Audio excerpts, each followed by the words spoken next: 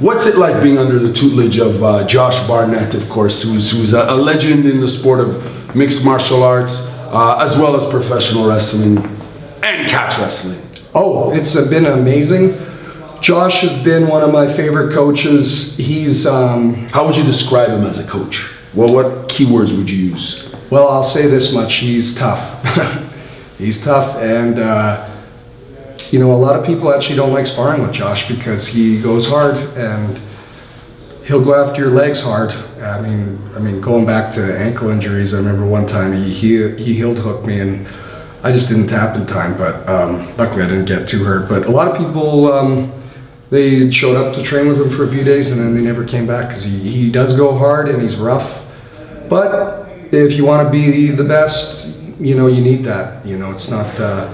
I mean, and then there's good guys that'll teach you flow roll with jiu-jitsu, but Josh, he'll be rough on you. He'll cross face you, but he will, if you're serious about it, get you in the best shape that you possibly can get into, and make you the best that you can be. And the thing what Josh is really great at is that he's able to see attributes in people and be able to work on those in the gym and make those count during fights, you know. Although Bob Sapp did lose to Nogueira in their Pride fight, right. He showed a great fight. He showed a great showing. I mean that power driver alone. That was Josh's idea, you know. Really? Yeah, he told him. He said, mark my words, Nogueira's going to shoot in on you. He wants to get this to the ground right away. Wow. And Nogueira was great at it because when he would shoot, guys would sprawl, and then they would usually overhook with this arm, and he hit like that kind of that sit-out fireman's carry. He was doing it to everyone in rings, and then when he'd hit him out, it was done. And he said, you know what? He said, I mean, Bob, you're big. You can powerbomb him. He said, pick him up, and hey, look what he did. He used his power. Hey, you know what?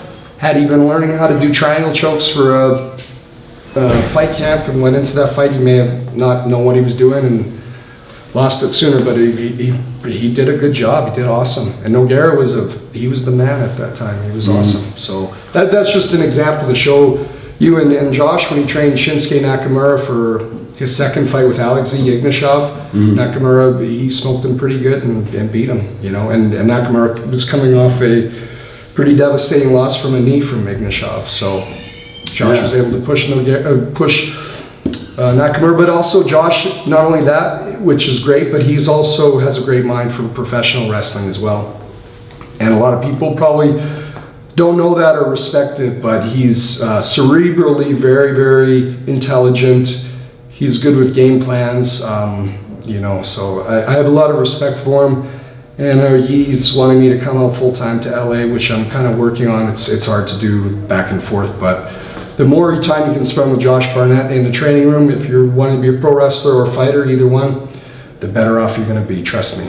And it's fascinating because he had such longevity as a heavyweight in mixed martial arts, but as well as his influence in pro wrestling is massive in Japan.